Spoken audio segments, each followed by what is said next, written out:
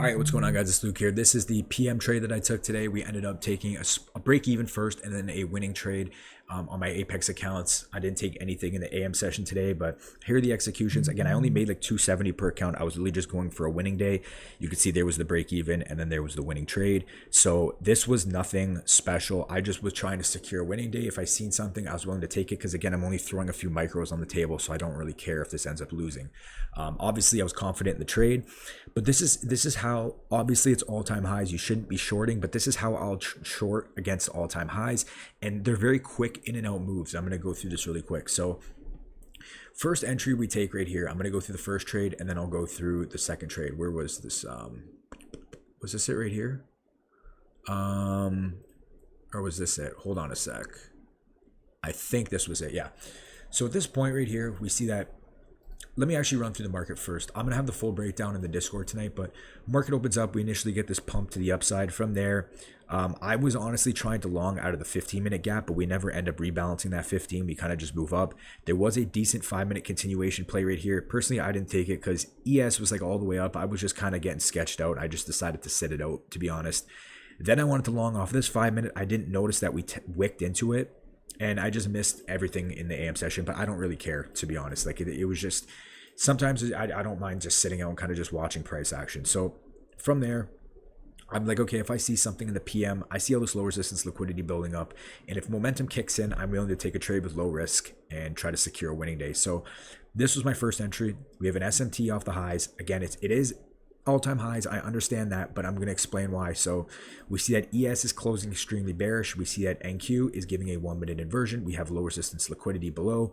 I believe we had yeah, we had those equal lows as well right there. So I'm very confident at this point that price can at least run this here, and then if it wants to flush, we have equal lows down there I can target. If you use the equal highs and lows indicator, you'll see it right there. So I take this 1-minute inversion short, couple micros, something like, I think it was like this, and I was looking for price to just run down to there. As soon as we end up, taking out these equal lows, we displace lower. I want to see price flush lower, and we get break even. It is what it is. But again, that's how I'm trading. If I am shorting all-time highs, it's light risk, and it's like quick break even because we have clear targets in the short term, right? So then price comes up. We do leave equal highs here, but there's another reason why I take this trade. So this was the entry right here, and let's go over to ES. This was the main confluence with this trade, was basically looking at ES. So if we look at ES, we have a bearish SMT. We have ES put in a lower high. NQ ultimately put in a higher high. You can see right here. And the main thing here is looking at ES as the guide. So if we look at ES, it closed extremely bearish on the 1-minute. We look at this 5-minute gap. ES is just ripping through this 5-minute gap. I don't expect this to hold. I expect ES to continue to close bearish. And what do we have?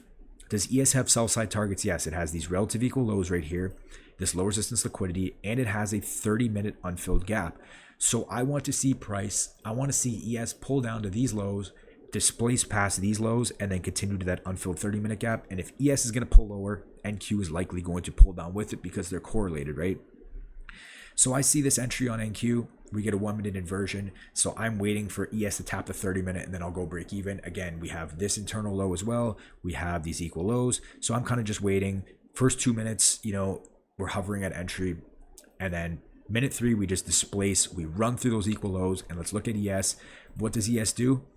After it takes out these relative equal lows, it displaces to the next draw on liquidity. What's the next draw on liquidity in this case? It is this 30-minute unfilled gap. So now I see on ES, we have equal lows within this 30-minute gap. You can see right here, we had equal lows. So I want to see ES displace to those equal lows, and then I can basically take my profit on NQ.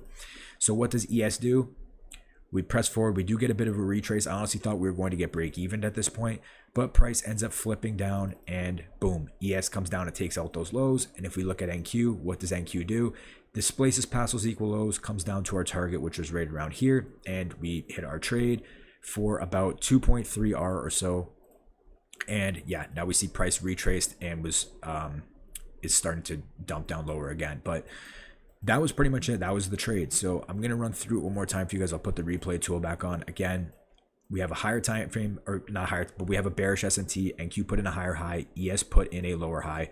We have a 1 minute inversion, but the main idea behind this trade is ES, because ES is displacing more aggressively bearish.